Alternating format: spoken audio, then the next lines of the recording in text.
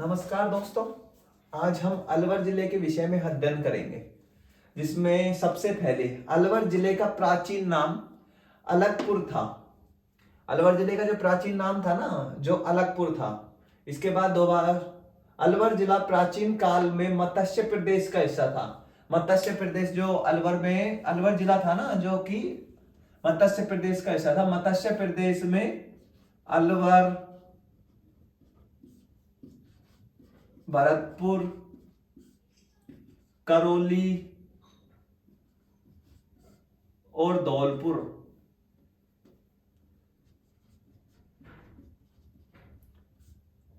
अलवर, भरतपुर, करौली और धौलपुर मत्स्य प्रदेश में आते थे। अब आगे चलते हैं।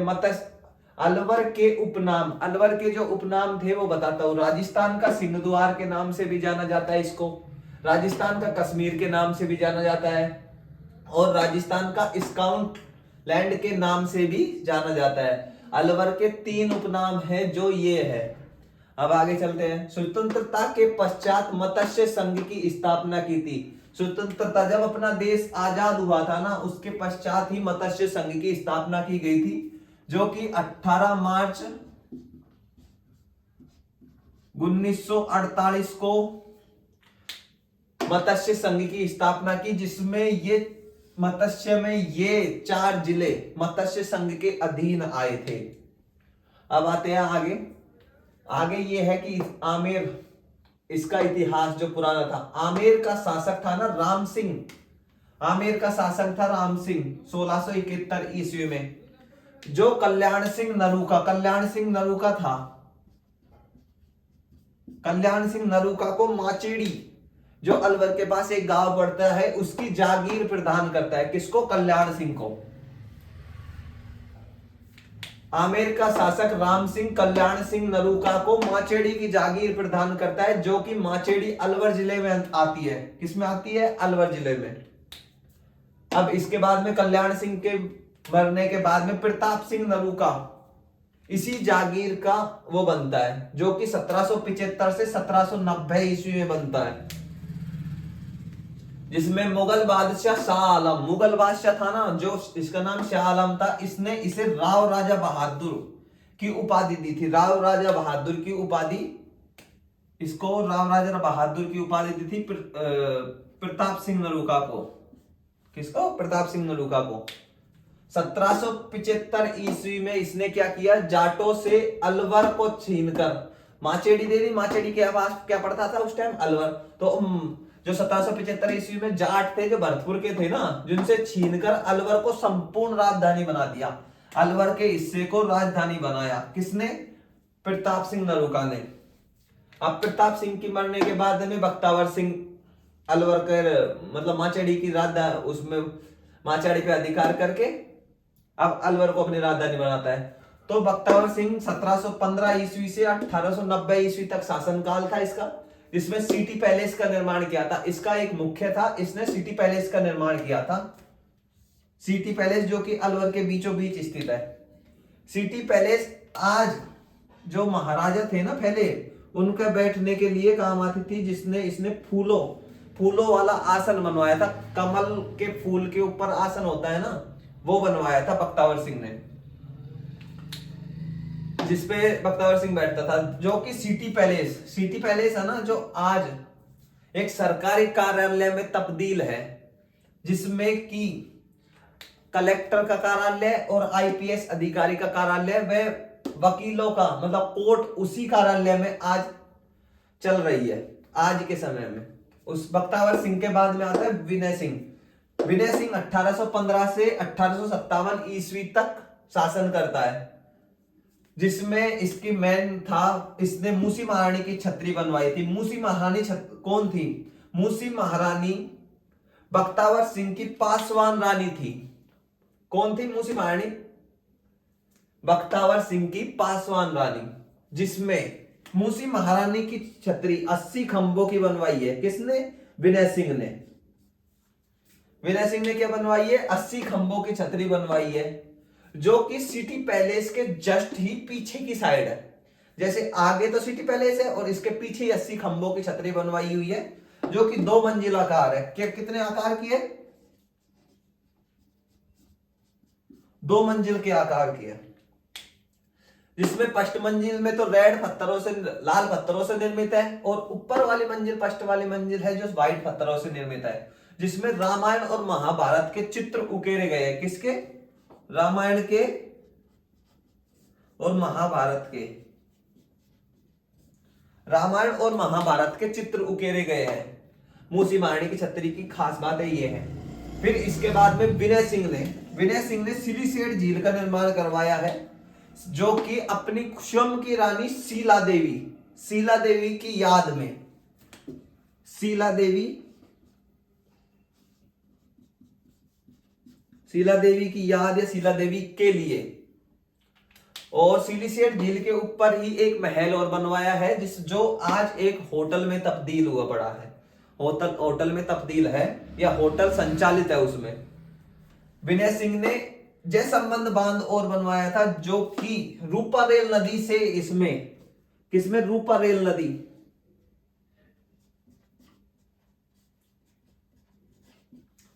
नदी से इसमें पानी आता है। जयसंबंध बांध अलवर जिले की 12 महीने तक पानी की जो योजना है उसको चलाता है। मतलब जयसंबंध बांध ना, इससे पानी की सप्लाई होती है पूरे अलवर जिले को। दोस्तों, महाराजा विनय सिंह के बाद में महाराजा जय सिंह का काल आता है। महाराजा जय सिंह का काल आता है, जिसमें महाराजा जय सिंह ने एक अंग्रेज अधिकारी के, जिसका नाम ड्यूक ऑफ एरिन था, जिसके शिकार की यात्रा के दौरान, जो शिकार करने के लिए यात्रा के दौरान सरिस्का पैलेस का निर्माण करवाया था। सरिस्का पैलेस, जो कि सरिस्का के जंगलों के पास में है, जिसका निर्माण करवाया था महाराजा जय सिंह ने। उसके बाद में आता है महाराजा तेज सिंह। महाराजा तेज सिंह आजादी के समय के शासन थे। इन्हीं के समय आजादी हुई थी, अपना देश आजाद हुआ था। ऐसा माना जाता है कि महात्मा गांधी था ना, ऐसा कहते हैं, कोर्ट का यह आदेश आया था उस टाइम, महात्मा गांधी की हत्या का आरोप या कुछ महाराजा तेज सिंह के ऊपर भी लगाया गया था। ऐसा माना जाता है कि इनके पास जो पिस्टल थी, वैसी पिस्टल से उनकी हत्या करवाई थी। बाद में यह कोर्ट ने मना कर दिया कि महाराजा तेज सिंह को साफ वो निकाल दिया था कि कोई आरोप नहीं है, इनको बिल्कुल साफ निकाल दिया था। तो इसके बाद आजादी चालू हो गई थी। और उसके बाद अपना आता है सरिस्का टाइगर रिजर्व या सरिस्का बाघ रिजर्व, जो सरिस्का है ना, सरिस्का का जंगल, सरिस्का जो बाघों की मांद, ये उपनाम है इनका। उपनाम क्या है? उपनाम बाघों की मांद के नाम से भी जाना जाता है सरिस्का को, सरिस्का टाइगर रिजर्व को, जिसकी स्थापना 1955 में, सन 1955 में की गई थी स्थापना। सरिस्का टाइगर रिजर्व की स्थापना 1955 में की गई थी, जबकि सरिस्का में बाघों का आना प्रारंभ 1979 में हो गया था। सरिस्का बाघ रिजर्व को शामिल कर लिया गया था पूरी तरीके से सन 1979 ईस्वी में। आज मैं आपको बताता हूं कि सरिस्का का जो टाइगर रिजर्व है, जिसमें कौन कौन से प्रकार के वन्य जीव रहते हैं, जिसमें सबसे पहले आप जानते हो सरिस्का टाइगर रिजर्व का, सरिस्का जिसमें बाघ, सबसे पहले बाघ, बगेरा, चीतल, सांबर, भालू जो कि अब ही कुछ ही समय पहले, करीब 2 साल हो गई होगी, उससे पहले ही भालू को लाया गया था यहाँ पे। इसमें सांबर, भालू, कबूतर, मोर, नीलगाय और भी आदि कई प्रकार के अन्य जीव, जंगली जानवर वहां सरिस्का टाइगर रिजर्व में है। ऐसा कहते हैं कि भालू को यहाँ ट्रांसलोकेट, ऐसी कोई वो नहीं, ट्रांसलोकेट करके बसाया है। और यह देश का पहला टाइगर रिजर्व है। यह देश का क्या है दोस्तों? पहला टाइगर रिजर्व है, जो कि भालू को बिना कोई ट्रांसलोकेट के बसाया गया है।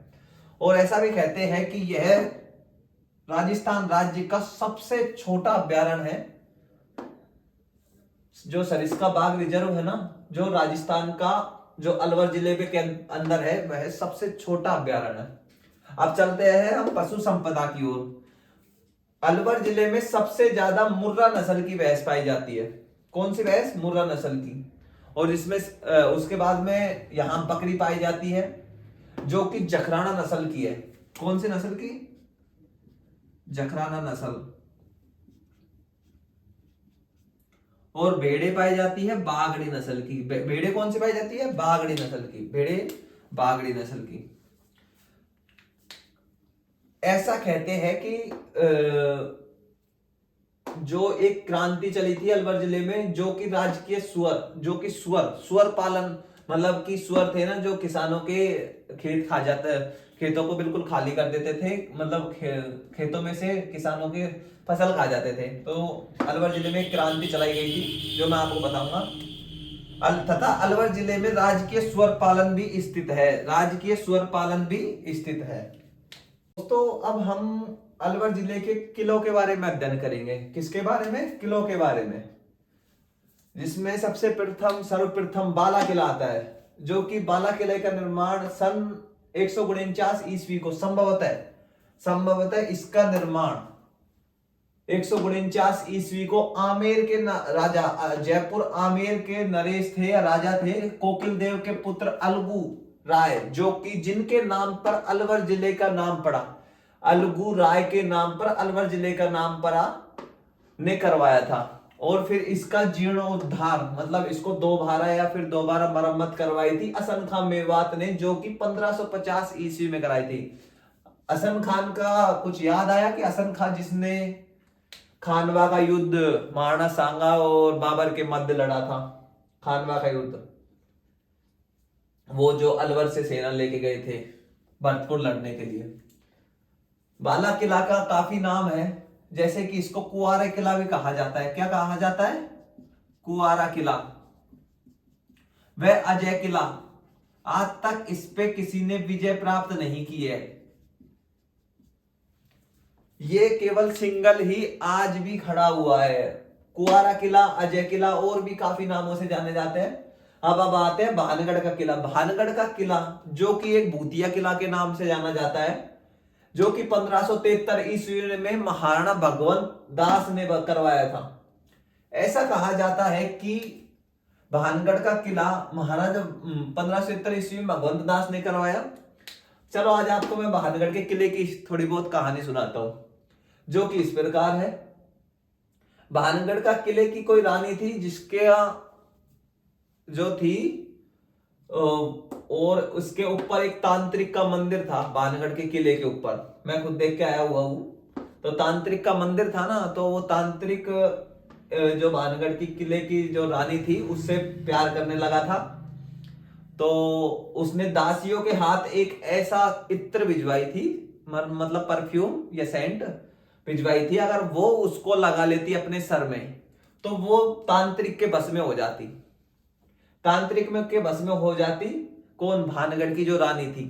लेकिन वो रानी को सब कुछ पता लग गया कि दासी ने कह दिया या किसी के कारणवश पता लग गया कि यह इत्र उसने भिजवाई है, तांत्रिक ने।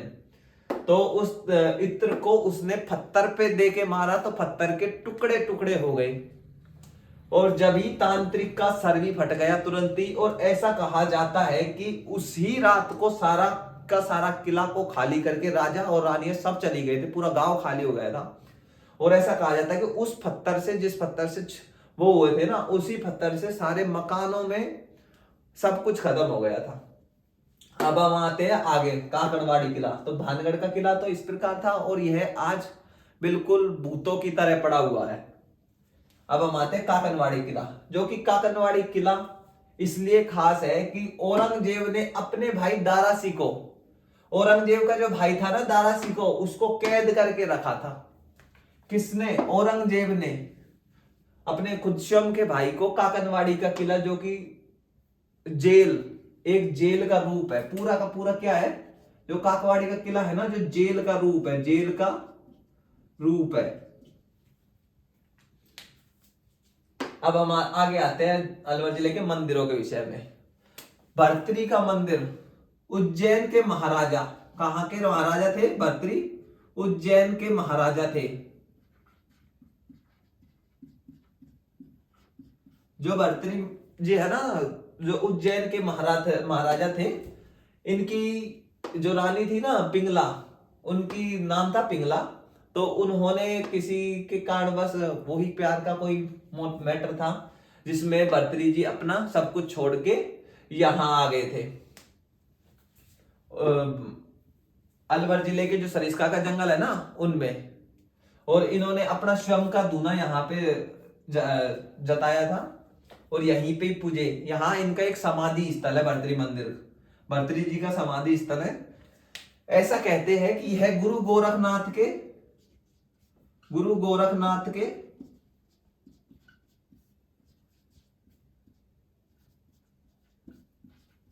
परम शिष्य थे। क्या थे? परम शिष्य। गुरु गोरखनाथ के परम शिष्य थे। और आज भी भर्तृहरि जी की समाधि है जो यहीं पे ही है। भर्तृहरि की मूर्ति बनी हुई है जिसी पे प्रसाद व भोग लगाया जाता है और आगे अखंड दूना चलता है। और इनका बहुत बड़ा मेला बढ़ता है जो कि अलवर जिले की तरफ से सरकारी छुट्टी घोषित की हुई है। भर्तृहरि और पांडुपोल का मेला सेम डेट और सेम दिन बढ़ता है, तो इन दोनों के लिए छुट्टी घोषित की हुई है। ऐसा कहते हैं भर्तृहरि में कान फटे हुए सारे जो कुंडलधारी साधु होते हैं ना, उनकी शरण स्थली बताया गया है। किसकी शरण स्थली बताया गया है? कन फटे साधुओं की शरण स्थली, जो कि भर्तृहरि जी का मंदिर अलवर जिले में स्थित है। अब आगे बढ़ते हैं। पांडुपोल जी का हनुमान मंदिर किसका है? पांडुपोल का हनुमान मंदिर, जो कि सरिस्का के जंगलों के बीचों बीच स्थित है। ऐसा कहते हैं कि पांडु पुत्र महाभारत के आपको कुछ याद आया होगा। ऐसा कहते हैं कि जब जो पांचों पांडव थे वो अपना अज्ञातवास काट रहे थे, तो उनको आगे कोई रास्ता नहीं दिखा। तो भीम था उनमें सबसे ज्यादा शक्तिशाली, जिसने अपनी एक ही गदा के वार से जो शिला वो थी, क्या नाम से पहाड़ था, तो उसमें से होके रास्ता निकाल दिया था। तो होता क्या है कि आगे उसको घमंड हो गया कि मैंने इतनी बड़ी पहाड़ को एक ही गदा में सारा वो कर दिया।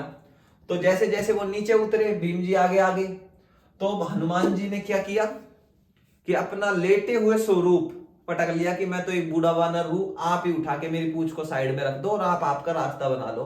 तो वो पूंछ उठी नहीं, तो इसीलिए पांडुपोल में लेटे हुए हनुमान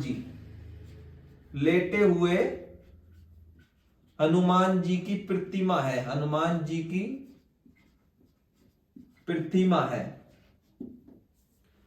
जो कि पांडु जी के द्वारा निर्मित किया गया है। यह सरिस्का के जंगलों के बीचों बीच स्थित है।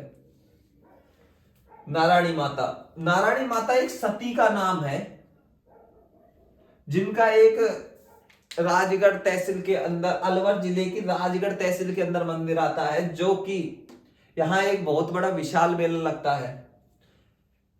इस माता के क्या है कि 12 महीने इसके नीचे से, जहां ये सती हुई थी ना, वहां से 12 महीने यहाँ पे हर समय पानी बहता रहता है। यह एक साइंस भी लगाई जा सकती है कि वहां कैसे पानी आया। आज तक किसी का कोई पता नहीं लगाया है कि वहां पानी कहां से आता है। अब आते हैं हम पुरंजन बिहार। पुरंजन बिहार को अलवर के लोग कंपनी बाग के नाम से जानते हैं। कंपनी बाग के नाम से जानते हैं। इसके अंदर ही शिमला, मतलब कि बहुत बड़ा बाग था, तो उस पार्क है अब इस टाइम। तो इसके बीच में शिमला के जैसी आकार की फीलिंग्स आती है। शिमला जैसा ही, ऐसा का ऐसा जो हमारे राजा थे उन्होंने बनाया हुआ है, जिसको शिमला का नाम दिया है। किसका? शिमला का। और इसको कंपनी बाग या पुरंजन बिहार के नाम से भी जानते हैं। शिमला कह दो, कंपनी बाग कह दो, पुरंजन बिहार के नाम से जानते हैं। ओके, हमारे चैनल को लाइक करें, सब्सक्राइब करें व शेयर करें ज्यादा से ज्यादा, जो हम आगे से आगे अच्छी से अच्छी आपको वीडियो बता सके।